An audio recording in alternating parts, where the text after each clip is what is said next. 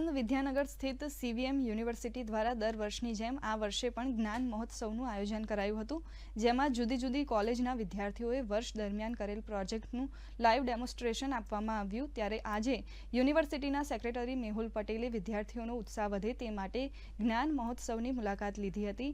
મેળાનો મુખ્ય ઉદ્દેશ્ય ભારત સરકારની નવી શિક્ષણ નીતિમાં પ્રેક્ટિકલને પ્રાધાન્ય આપવાનો છે।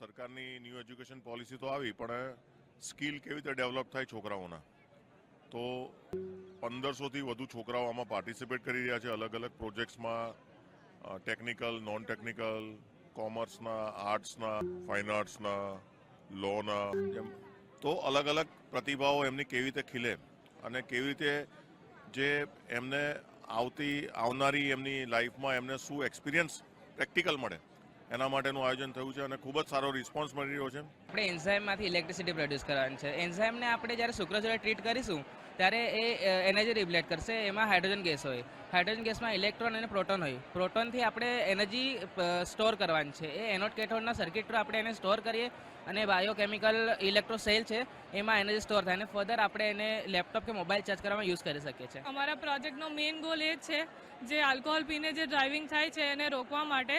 તો સિમ્પલી અમે આમાં એક સેન્સર મૂકેલો છે જે બ્રેથમાંથી આલ્કોહોલ પાર્ટિકલને ડિટેક્ટ કરે, અમારો બોર્ડ એને પ્રોસેસ કરે, પછી એક ટ્રાન્સમીટરને મોકલે। ટ્રાન્સમીટર સિમ્પલી એ મેસેજને સેન્ડ કરે અને રિસીવર અમારા એ બાઇકમાં જે મોટર હોય, રિસીવર એના બાજુમાં જ મૂકેલું હોય। રિસીવર જેમ જ રિસીવ કરે એ મેસેજને તો મોટરને બંધ કરી દે। સિમ્પલી અગર આલ્કોહોલ તમે પીધું હોય તો બાઇક તમારું સ્ટાર્ટ જ ના થાય।